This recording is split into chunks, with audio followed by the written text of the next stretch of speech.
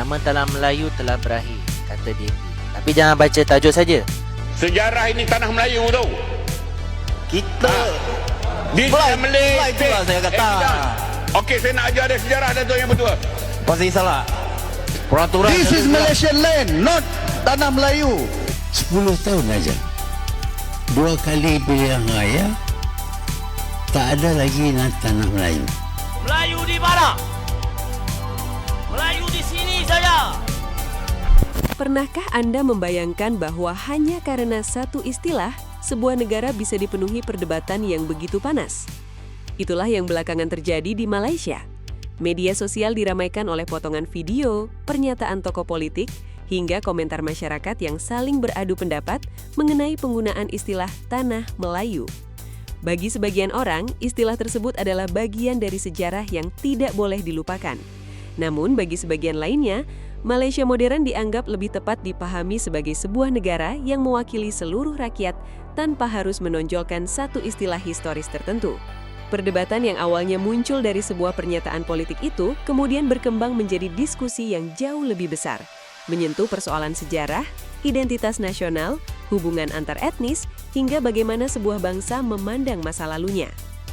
Kontroversi ini bermula ketika sebuah pernyataan yang beredar luas di media sosial menyebut bahwa istilah tanah Melayu telah berakhir dan negara seharusnya cukup disebut sebagai Malaysia. Keluasan Sabah dan Sarawak adalah 198,081 km persegi.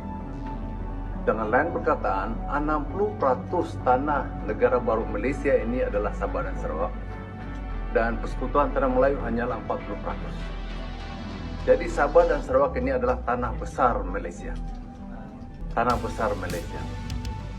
Jadi kalau Yang Berhormat Pasir Salak mengatakan bahawa Malaysia ini tanah Melayu, saya ingat ini adalah disebabkan pemikiran beliau masih lagi berfikir tentang persekutuan tanah Melayu. Dan dia bukan berfikiran Malaysia. Nama tanah Melayu telah berakhir. Veteran DAP. Aku nak ajar kau sikit veteran. Aku tak kisah kau veteran tak veteran, aku nak ajar kau sikit. Sebelum merdeka dipanggil tanah Melayu, selepas merdeka dipanggil Malaysia. Malaysia itu membawa maksud tanah Melayu. Dalam bahasa Inggeris, Malays berbawa maksud Melayu. Sia ataupun ia berbawa maksud tanah ataupun wilayah dalam bahasa Latin dan Yunani. So, kalau kita sambungkan bermaksud tanah Melayu. Nama saja lain, maksud yang sama.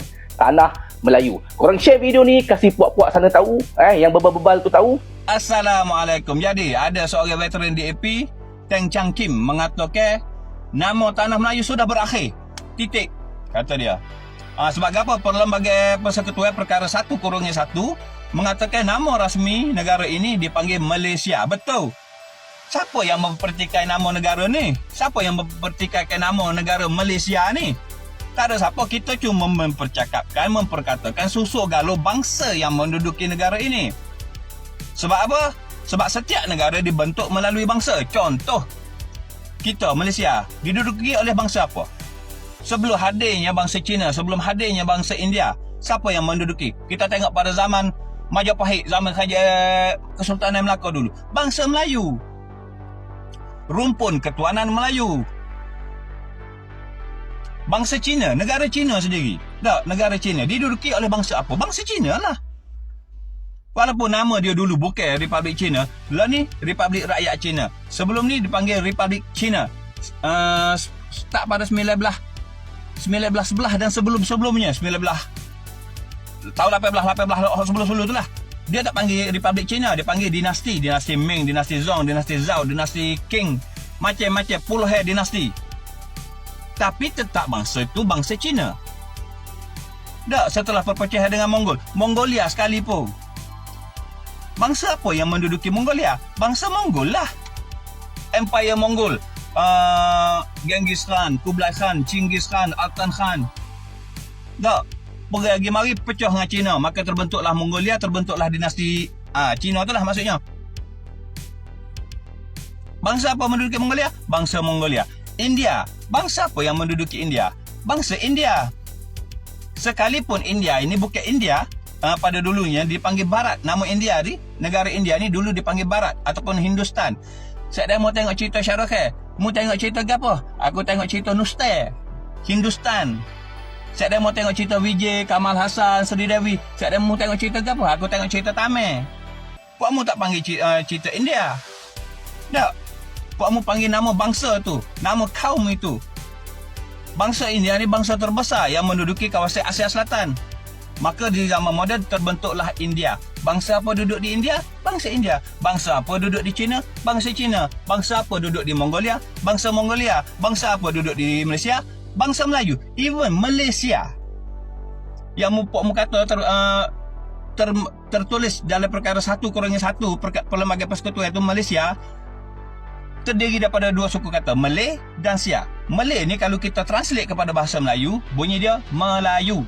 Malay, Melayu.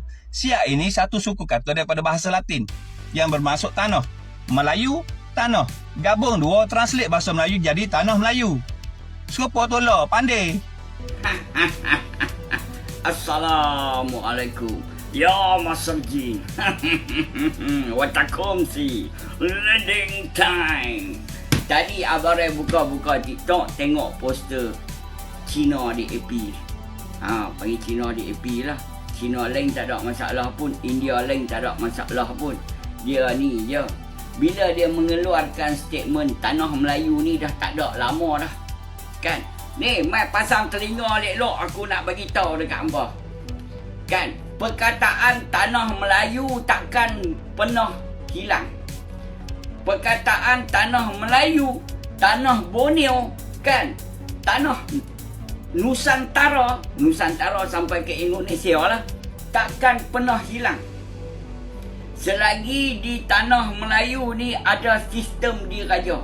Sebab itulah kedaulatan raja-raja Melayu takkan pernah terpisah dengan tanahnya. Itulah kedaulatan yang sebenarnya. Daulat tuanku. Patik nak cerita bagi pok-pok mangkuk ayu ni supaya faham tuanku. Kan? Kalau mereka ada hati nak menghilangkan perkataan tanah Melayu, hilangkan kami sebagai orang Melayu. Mampu tak mampu? Kan? Jangan sejarah berulang lagi. Sebab bangsa Melayu menyimpan kesabaran. Ketika Amur telah mengeluarkan dalam rasa tubuh badan, dia tidak mengenal hampa siapa. Yang dia kenal, kalau tanah Melayu ni harus dipertahankan oleh mereka. Nama tanah Melayu telah berakhir dengan menggunakan perkara 1/1 Perlembagaan Persekutuan memperutuhkan persekutuan hendaklah dikenali sebagai Malaysia. Okey, saya akan menolak sepenuh-penuhnya statement dikeluarkan oleh DAP ni dengan jawapan saya macam ni. Malaysia, IA adalah suffix daripada Latin dan juga Greek yang membawa maksud land of the. Okey. Malays adalah Melayu. Okey. So, kalau Malaysia dia membawa maksud land of the Malays yang mencerminkan tanah Melayu. So, Malaysia ni adalah tanah Melayu literally. So aku rasa lah DAP kena belajar banyak lagi lah tentang sejarah negara kita. Veteran DAP Teng Chang Kim mendakwa nama tanah Melayu telah berakhir bila perkara 1/1 Perlembagaan Persekutuan memperuntukkan bahawa persekutuan hendaklah dikenali sebagai Malaysia. Tiada siapa mempertikaikan bahawa nama rasmi negara ialah Malaysia. Itu memang jelas dalam perkara 1/1. Namun persoalannya ialah di bahagian mana perlembagaan menyebut bahawa tanah Melayu telah berakhir. Setakat yang saya baca, ayat itu langsung tidak wujud dalam perlembagaan. Ia hanyalah tafsiran beliau sendiri, bukannya teks perlembagaan. Lebih menarik, beliau hanya memetik perkara 1/1, tetapi tidak menyebut perkara 1/2 yang dipinda pada tahun 2022. Peruntukan itu masih menggunakan istilah negeri-negeri tanah Melayu bagi 11 negeri di Semenanjung dan negeri-negeri Borneo bagi Sabah dan Sarawak. Kalau benar nama tanah Melayu telah berakhir, mengapa istilah negeri-negeri tanah Melayu masih kekal dalam Perlembagaan Persekutuan? Malaysia ialah nama negara. Tanah Melayu pula ialah nama sejarah, identiti dan wilayah yang menjadi asas pembentukan Malaysia. Akhir sekali, kalau ada pihak yang kurang senang apabila istilah Tanah Melayu disebut, itu hak mereka. Tetapi jangan pula mendakwa perlembagaan telah menghapuskan nama itu, sedangkan perlembagaan sendiri masih menggunakannya. Jangan lupa, esok 1 Ogos 2026, rakyat Negeri Sembilan keluarlah mengundi beramai-ramai. Pilihlah pemimpin yang menghormati sejarah, mempertahankan perlembagaan dan bercakap berasaskan fakta. Tolak PHDAP, undilah calon Barisan Nasional dan Perikatan Nasional. Terlepas dari perbedaan pandangan yang muncul, perdebatan ini menjadi pengingat bahwa diskusi mengenai sejarah sebaiknya dilakukan dengan mengedepankan fakta, kajian ilmiah, dan sikap saling menghormati. Dengan cara itulah perbedaan pendapat dapat menjadi ruang untuk memperkaya pemahaman, bukan justru memperlebar jarak di antara masyarakat.